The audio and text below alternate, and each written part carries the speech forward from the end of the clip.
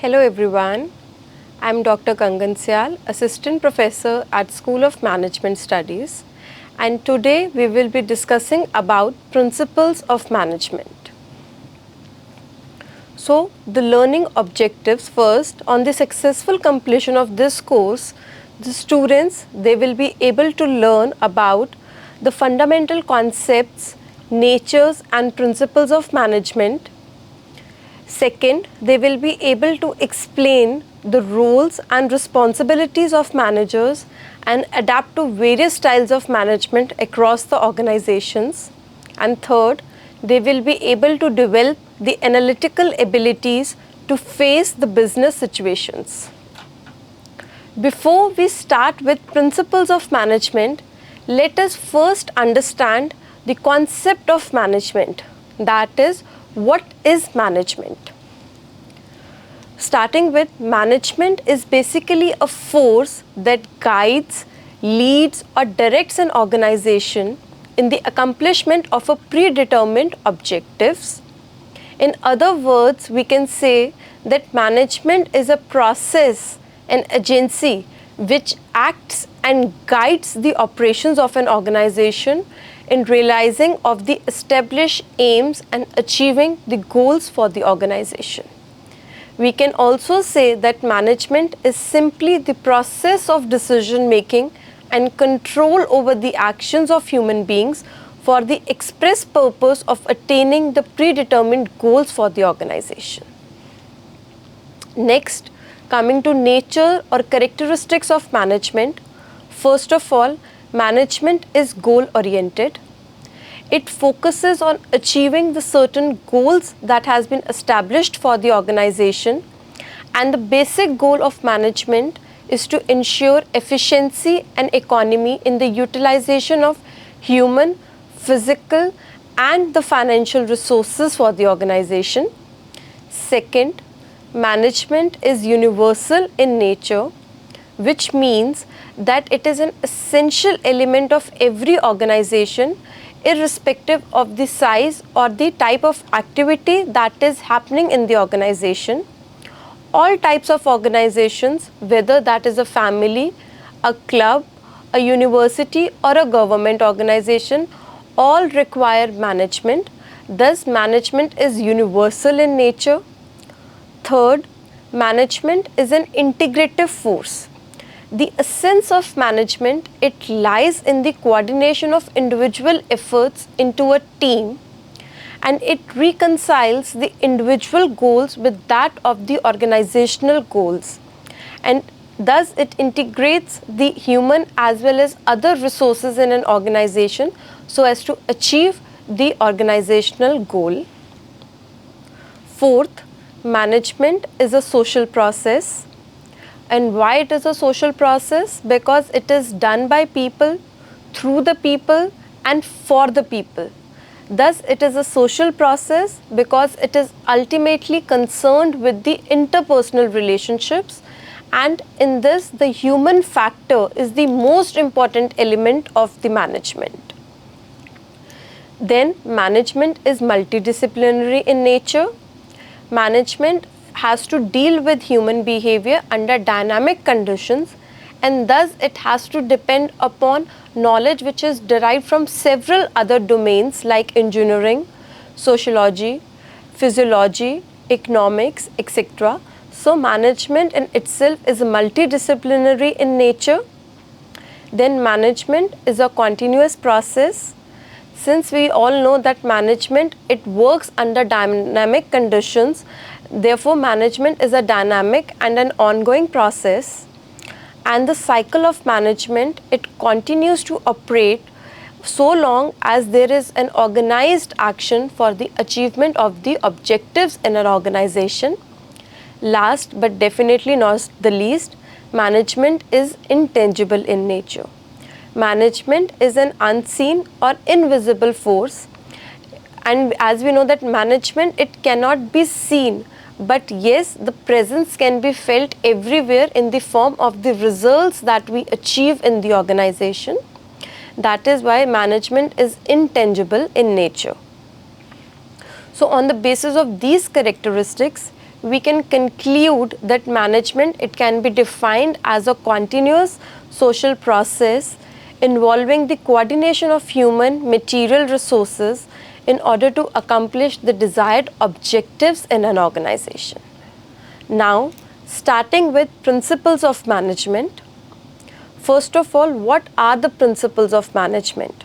The principles of management, they were given by Henry Fayol, who was also known as the father of management.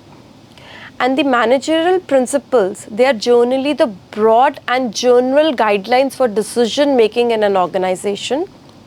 They are not as rigid as principles of pure science. Like principles of pure science, they has to be applied exactly in a similar form. The principles of management, they can be modified, and they are not as rigid as principles of pure science. And why? Because they ultimately deal with the human behavior and thus can be applied with creativity given the demand of any situation. And these principles, they are generally the guidelines to actions. On the basis of these, we can say that management principles, they have universal applicability. They are the general guidelines to actions. They are the broad guidelines.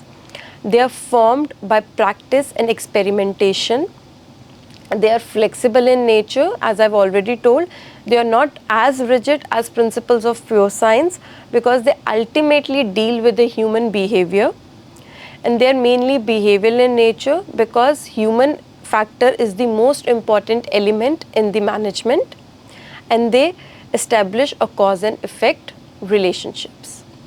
Now we are going to talk about the 14 principles of management which were given by Henry Fayol, which include the division of work, authority and responsibility, discipline, unity of command, unity of direction, subordination of individual interest to general interest, remuneration of the persons, centralization and decentralization in an organization, scalar chain, principle of order, unity of equity, stability of tenure of the personnel, initiative and esprit de corps.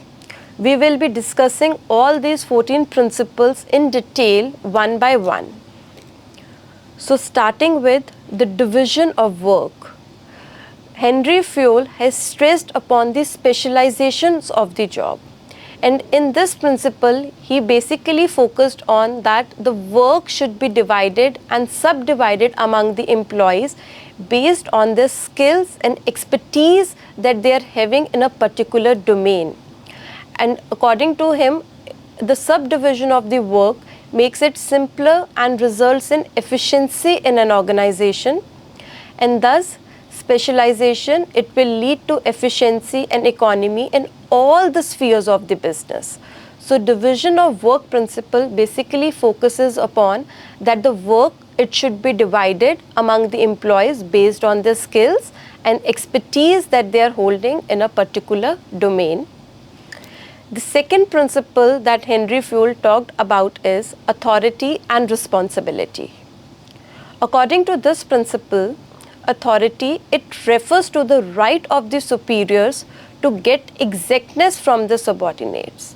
In other words, we can say authority means the power, whereas responsibility means the obligation to perform the job which has been assigned to the employees in an organization. And this principle states that there should be a balance between authority and responsibility.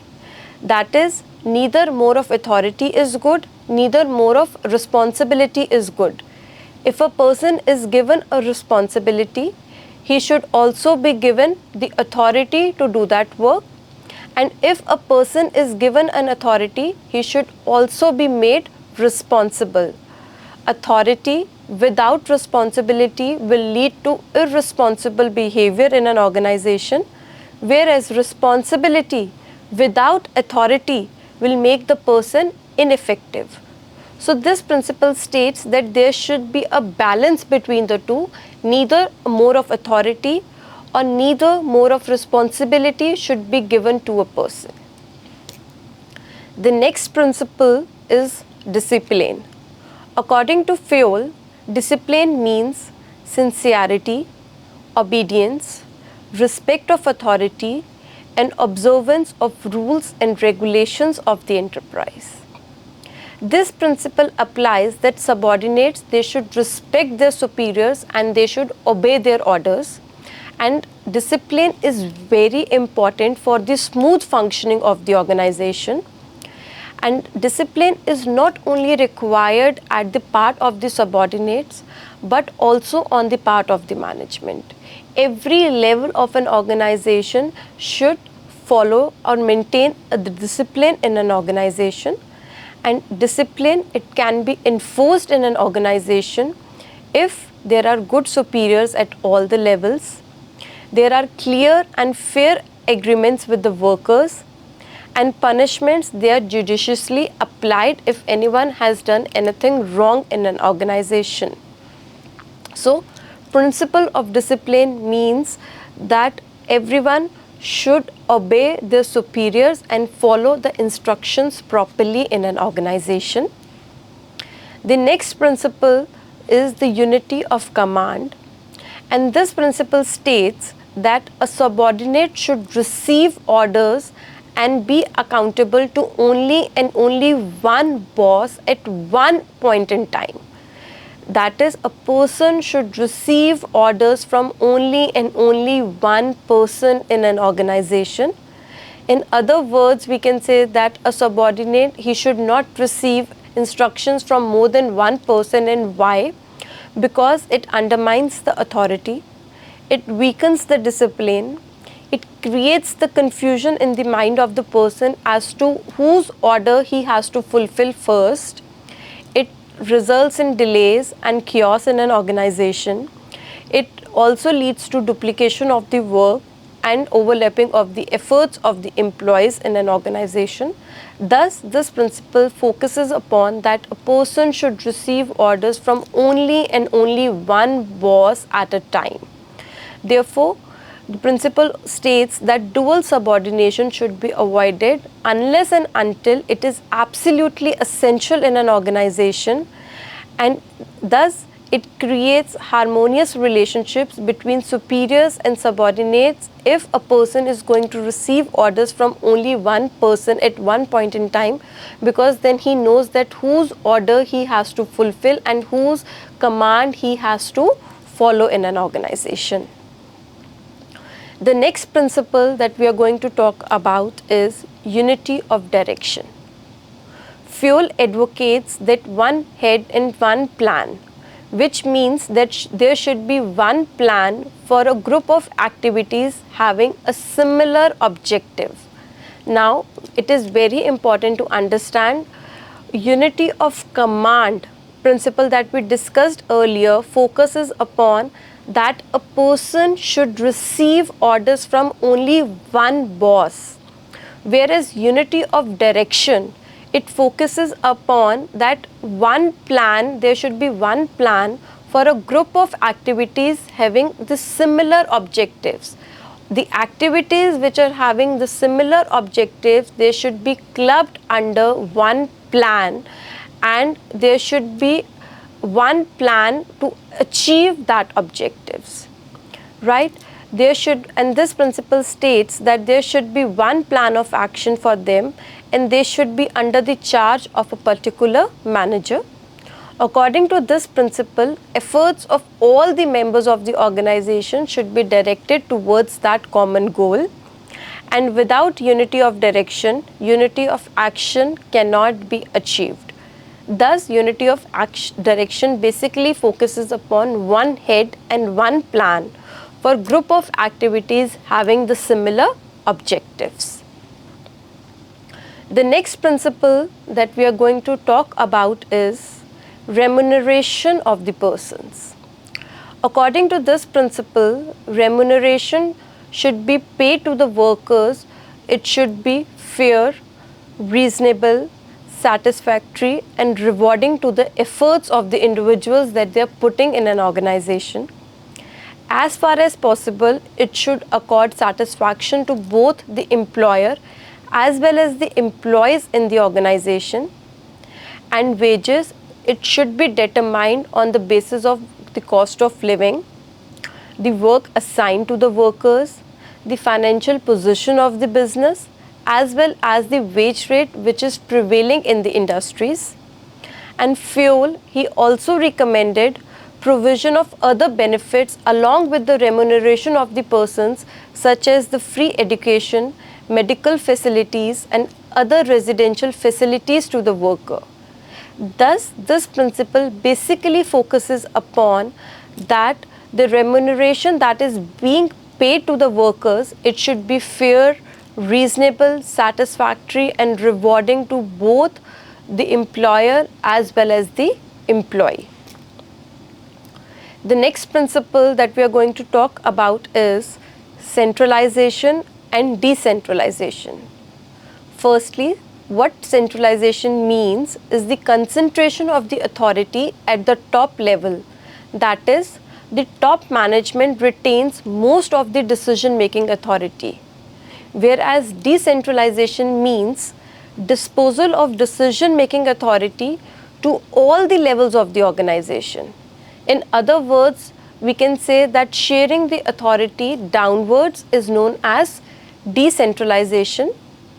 And according to Fuel, this principle states that the degree of centralization or decentralization in an organization, it depends upon number of factors like what is the size of the business, the experience of the superiors, dependability and ability of the subordinates, and various other factors. And thus Fuel suggested that absolute centralization or decentralization is not feasible, and an organization should always strive to maintain the balance between the two. When considering the factors like if an organization is small in size, then it could opt for centralization technique. But in large organizations, there is a need for decentralization. So this principle basically focuses upon whether we have to opt for a centralization or decentralization in an organization. It depends upon number of factors, and considering those factors will determine whether an organization should retain the power in their own hands or it should disperse the powers at all the levels of the organization. The next principle that we are going to talk about is scalar chain. And scalar chain is the formal lines of authority from superior to subordinates or from highest to the lowest ranks, which is known as scalar chain.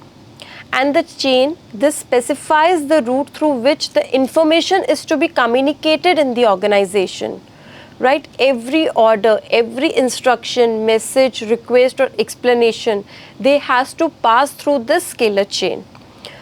If, for example, as we can see in this picture, if in an organization information has to flow from D to P, then the line of communication that has to be followed in an organization is that D will approach to C, then C will approach B, and B will approach A, and then the A will pass on the information to P. D and P, the two persons, they cannot directly communicate in an organization, and they have to follow the line of authority from the superior to subordinate. This is the concept of scalar chain. But in case of emergencies, definitely this principle is very effective and clear, but it definitely consumes a lot of time. And in case of emergency, information will take a lot of time to reach the desired position. So for overcoming this limitation, Fuel, he introduced the concept of a gangplank.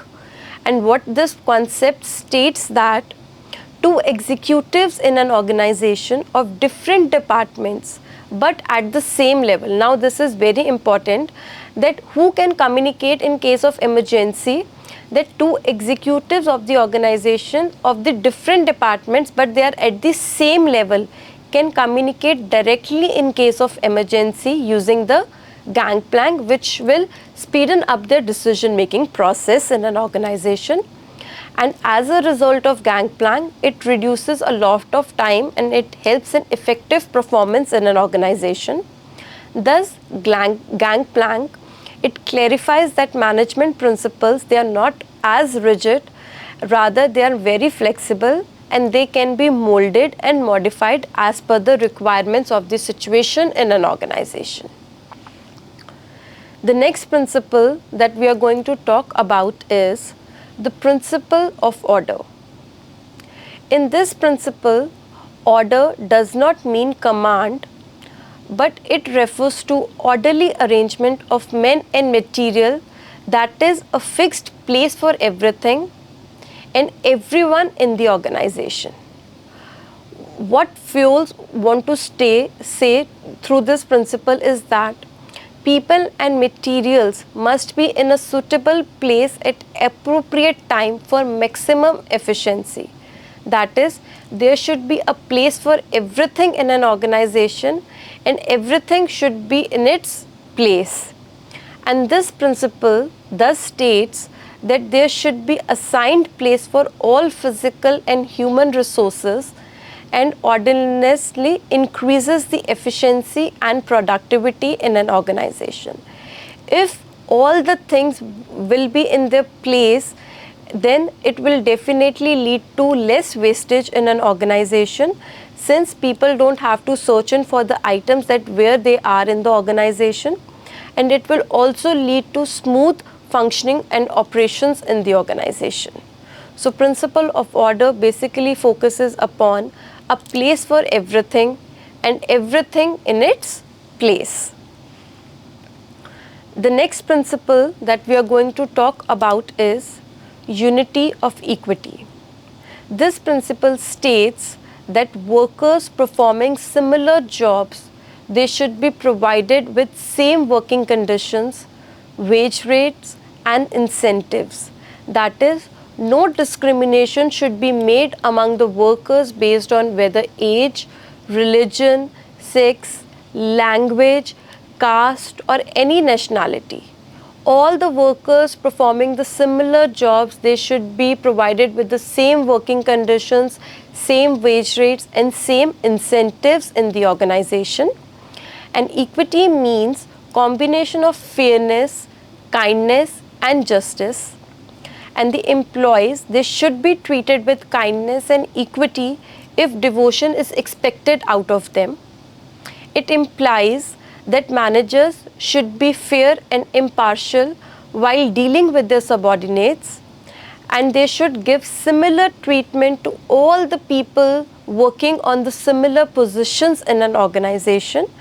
And thus, if employees, they will be getting the same working conditions, the same wage rate, the same incentives as compared to the other employees on a similar position, then definitely it is going to create and maintain the cordial relationships between the managers as well as between the subordinates. The next principle that we are going to talk is stability of tenure of the personnel. And this principle basically focuses upon no frequent transfers or terminations of the employees. According to this principle, the management must provide the feeling of job security among the employees. If there are more frequent transfers and more frequent terminations, then definitely the employees will have no sense of job security. So this principle focuses upon that there should be no frequent transfers and terminations so that an employee can have a sense of job security in an organization. And Fuel emphasized that employees should not be moved from one job position to another. That is, the period of service in a particular job, it should be fixed. And employees, they should not be moved from one position to another very frequently in an organization. Therefore, employees, they should be appointed after keeping in view the principles of recruitment and selection. But once they are appointed in an organization, organization should let them serve that position for a specific period of time and they should not be moved very frequently.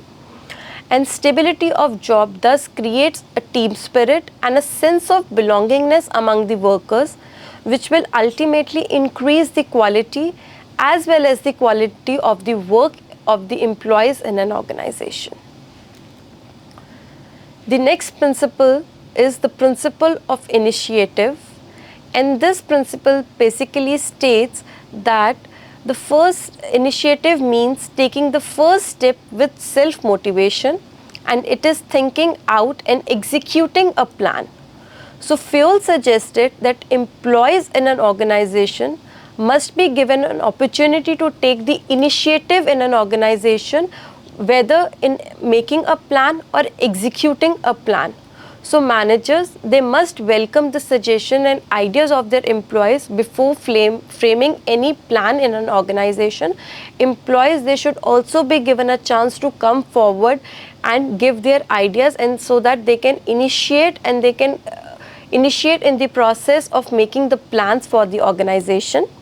And it helps in developing an atmosphere of trust and understanding, and it also adds to the zeal and energy of the employees, because they know that yes, they're also contributing in the organization and their ideas and their plans are also valued in an organization. Thus it will create a sense of zeal and energy, and then they will be connected more with the organization. Thus this principle states that employees, they must be encouraged to give the suggestions. An employee must be given the opportunity to develop plan, but within the established policies of the companies. The next principle that we are going to talk about is spirit the corps. And according to this principle, management should promote a team spirit of unity and harmony among the employees. This principle states that management or an organization should try to promote team spirit. It should focuses upon how employees, they can work in team so as to bring in more harmony among the employees. Sayal insists on teamwork in this principle, and he suggested that every employee in the organization, he must consider him as a part of a team and try to achieve the team goal. He insisted on teamwork, and he said that every employee who is working in an organization should consider themselves as part of that organization or that team, and they should focus upon achieving the team goals. And thus for this, the management must develop a feeling of belongingness among the employees, and for increasing the team spirit, managers should always try to replace I with we in an organization. Managers should not say that I have done this, I have achieved this. Rather, he should try to bring in more of that we have done this, we as a team have achieved this. So this will bring in a sense of belongingness, and it will increase the team spirit among the employees in an organization. And this will give rise to a spirit of mutual trust and belongingness among the team members. So this principle basically focuses upon teamwork, that it should be promoted in an organization, and I must be replaced with we in an organization, and thus the individuals will have a sense of belongingness, and definitely they will contribute better towards achieving the organizational goals in the organization. And the last principle that we are going to talk about is subordination of the individual interests to the general interests. This principle states that the interest of the organization should take priority over the interest of the individuals or an individual employee. This principle basically focuses upon that the organizational interest should be given the utmost priority, and individual interest should take a backseat when individuals, they are working in an organization. Every worker definitely will have some individual interest when they are working in an organization, but we need to understand that company, they has got its own objectives, and every individual should try to achieve that objective of the company as an employee or as a member of that company, and your individual interest should not oversight or override the interest of the organization. In all the situations, the interest of a company or a group will supersede the interest of any individual in an organization. And this is so because larger interest of the workers and stakeholders, they are more important than the interest of any other person in the organization. Thus, this principle basically focuses upon that the interest of the organization should take the priority over the interest of any other individual in working in the organization. And as a result, definitely what will it results in? It will definitely help in achievement of the organizational goals and coordination between the individual as well as the organizational objectives. So this was all about the 14 principles which was given by Henry Fayol, and these principles, they are not very rigid and they are flexible and can be molded according to the situations prevailing in the organizations.